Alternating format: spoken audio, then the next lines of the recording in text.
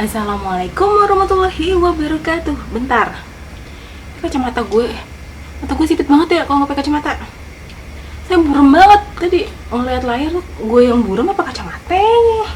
Aduh, wah ribet banget dah sama syuting. Assalamualaikum warahmatullahi wabarakatuh. Halo, sakit. Sumpah, kakinya keplitok gitu loh. Assalamualaikum. Jumpa lagi di channel Celoteh Bona. Benar? Ya, iyain aja deh biar cepat. Hari ini tetap masih sama gue, giveaway lagi, giveaway bagi 1 juta subscriber gue. Nih, 1 juta subscriber, ayo follow gue, dukung gue biar gue makin semangat bikin ini maksudnya vlognya juga YouTuber. Nih, tas ele koleksi pribadi masih bagus, baru dipakai sekali. Jadi kalau yang mau hayu buruan. Aduh, bentar ya, gue tarik nafas dulu. Di luar panas nih, gue tadi habis dari luar. Aduh, bentar. Minum dulu boleh ya? Minum dulu biar sehat, minum susu. Ini bukan endorse ya, bukan, gue nggak dibayar sama Ultrahamid, belum dapat endorse. YouTuber baru, belum jadi sultan, belum. Bentar lagi doain. Tadi habis nganterin nyokap, biasa check up di rumah sakit Global Premier. Oke, minum dulu, mampir tadi ke Alfamart mau beli ginian, ternyata di Alfamart kosong. Ini bukan endorse ya, Alfamart nggak endorse, Ultramilk juga nggak endorse. Ini tadi beli 5.000 di Indomaret juga tadi kosong, jadi gue beli tadi 5.000, warung sebelah. Minum dulu ya. Bismillahirrahmanirrahim. Allahumma barik lana fima razaqtana wa qina azabannar. Amin ya Allah, amin. Aduh, enak banget. Ini susu dari zaman gue SD ini. Segar. Nah, mantap. Iya. Nih. Ada yang udah dapat kerja, bagus. Alhamdulillah. Ada yang belum? Ayo, tetap semangat berusaha. Mau cerita masalah apa ya? Masalah lu. Enggak. Gue mau ini aja, sharing gitu ya.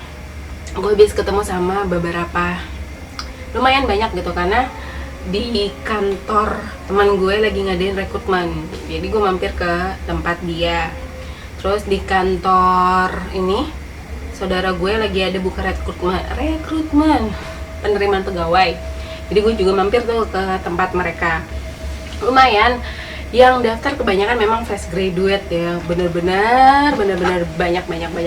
Nah, di situ tuh gue diajakin saudara sama temen, temenin yuk gitu ya. Gue lagi ngadain rekrutmen gitu, bantuin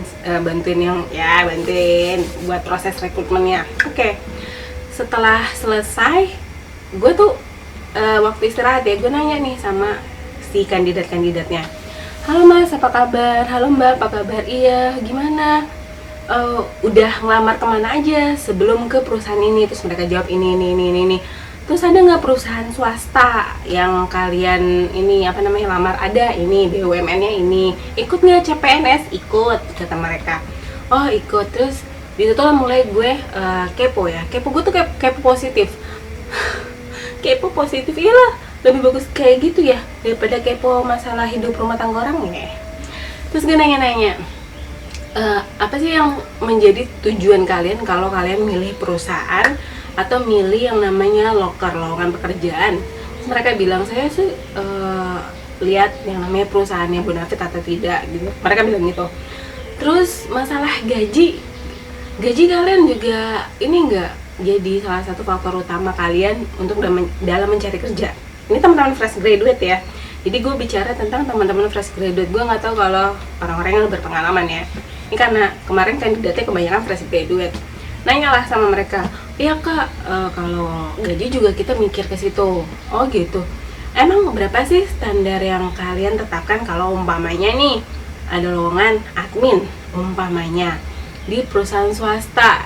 Oh iya, kami sama kita nanya-nanya dulu Kak, oh biasanya kalau admin di sini berapa gitu, sama biasanya kita forum apa gitu kan ya, Kaskus, masih nggak ada ya, gue nggak tahu tuh. Katanya masih suka ngobrol gitu, gue bukan anak Kaskus ya.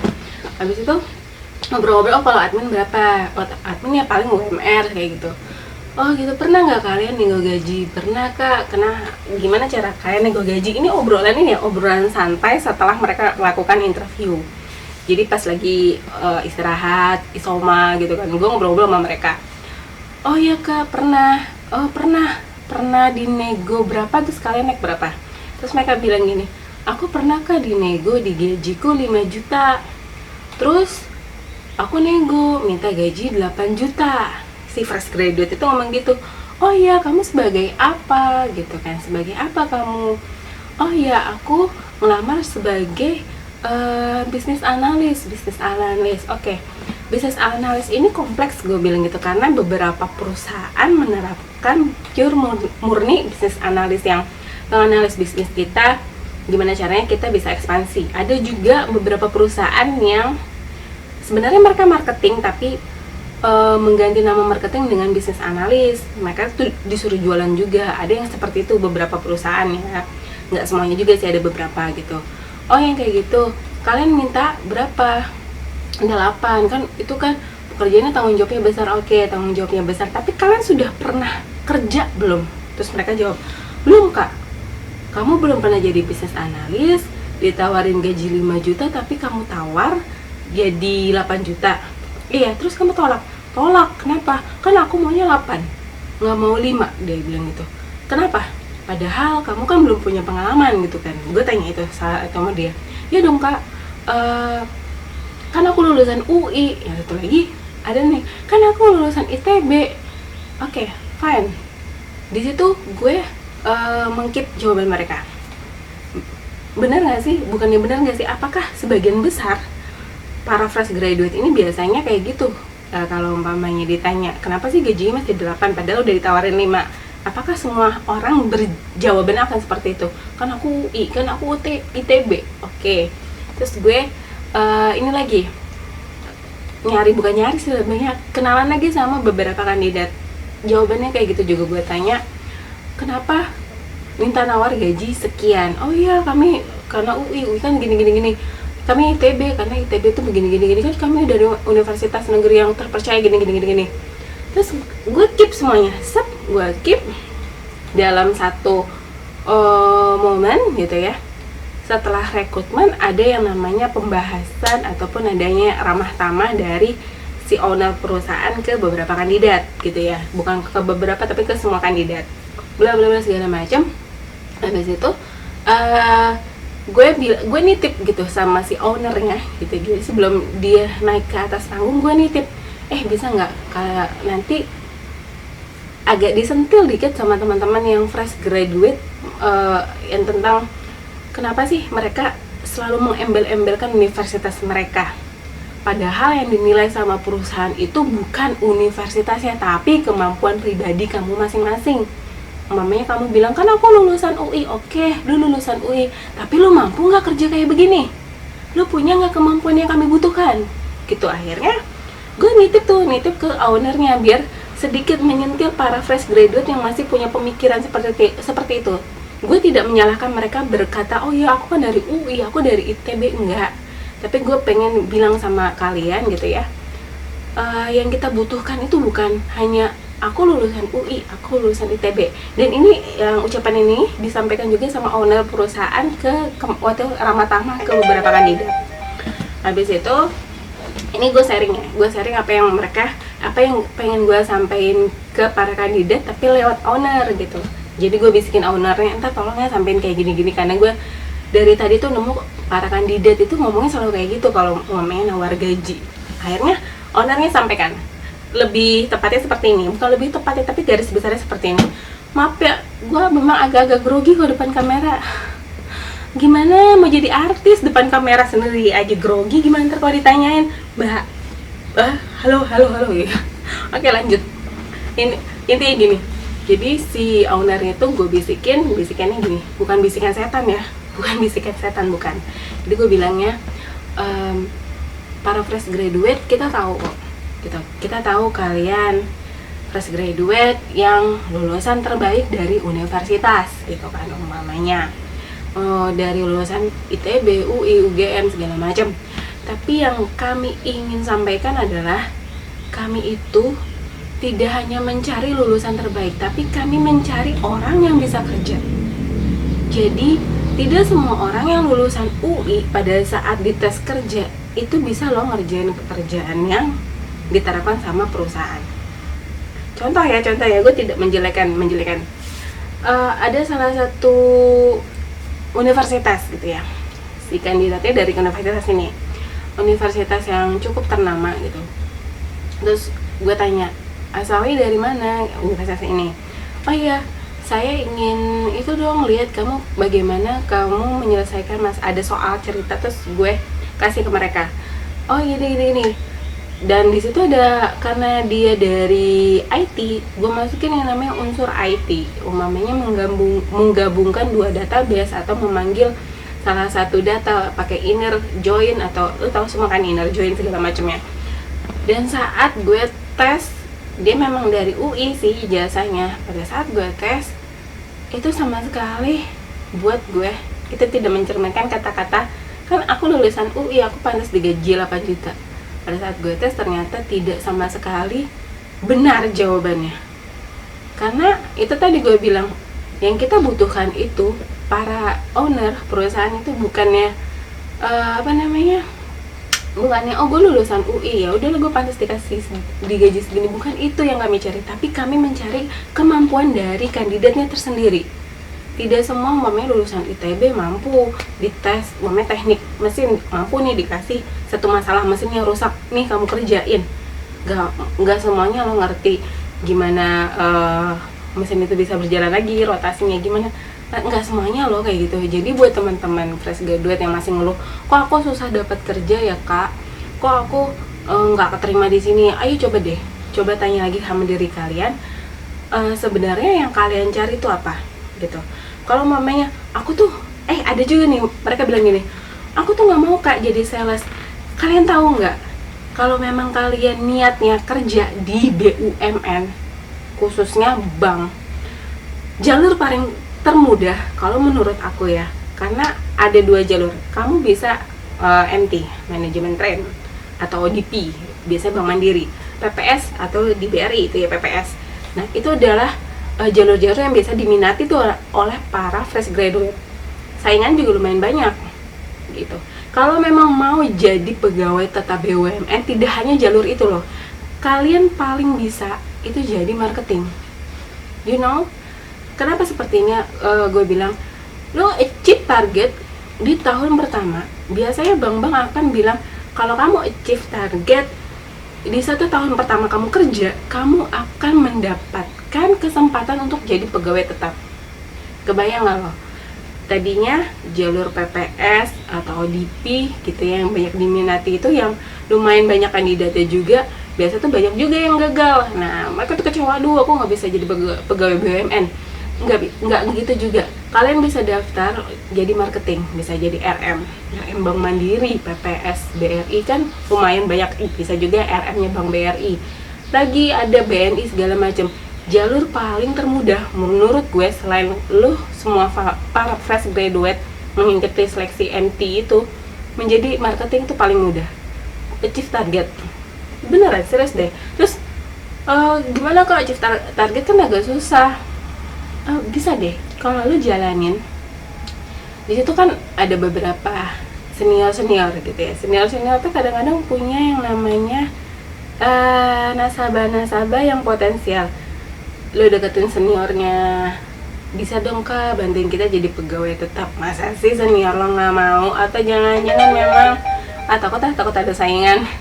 Tapi ini pengalaman dari teman-teman gue ada.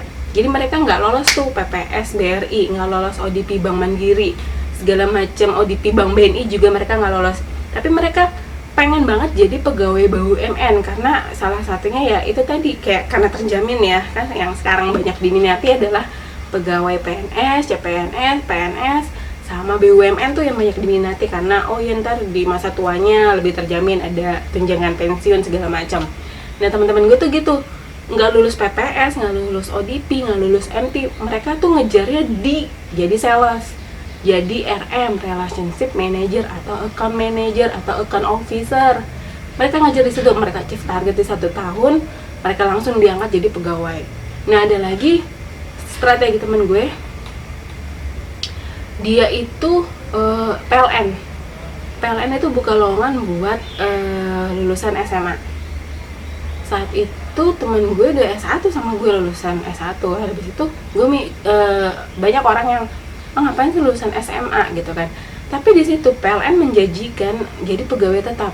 Akhirnya temen gue mendaftar jadi apa, customer service apa kalau nggak salah di PLN, gue lupa Indramayu apa mana gitu, seleksi khusus buat jalur SMA gitu kan, jalur SMA khusus kan. Kalau di beberapa BUMN kan ada jalur pro hire, ada jalur S1, D3 sama SMA.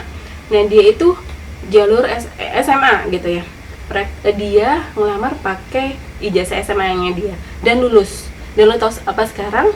Dia jadi pegawai tetap di PLN dengan status penyetaran ijazah, karena dia masuk ke PLN dengan ijazah SMA. Setelah beberapa tahun dia penyetaraan ijazah menjadi S1-nya dia berlaku.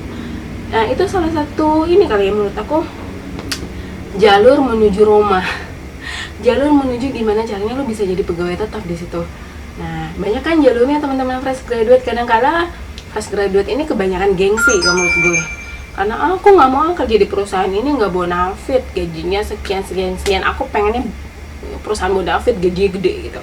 Banyak tuh fresh graduate yang kayak gitu, tapi padahal kemampuan diri dia nggak sebanding dengan apa yang dia minta. Jadi teman-teman fresh graduate di sana, ayo koreksi diri lagi. Kalau memang mau menempatkan diri lo di perusahaan yang bonafit dengan gaji sekian, lo harus juga punya nih knowledge yang lebih juga yang dibutuhkan sama mereka, yang kalau mamanya kandidat yang lirik, oh nih orang pantas nih, nggak sama-sama yang kandidat sebelumnya, tapi dia punya nilai plus.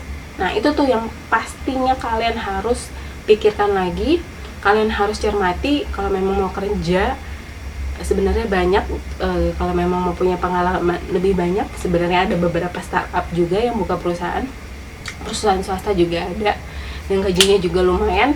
Dan mulai perusahaan swasta yang bisa dibilang tidak terlalu besar gitu kan, banyak ya gitu ya, yang mungkin orang oh dia perusahaan trading company di Indonesia lumayan bagus.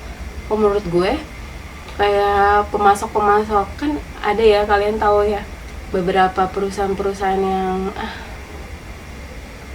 Oke, setelah mohon maaf, jadi segitu aja dulu sekelumit cerita dari gue. Mungkin agak ribet, mungkin agak belibet ngomongnya, karena apa nggak tahu ya, gue lapar ya. Minum dulu ya.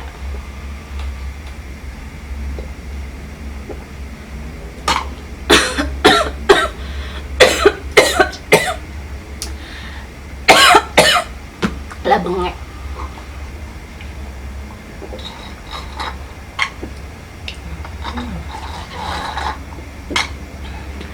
Sekian dari gue.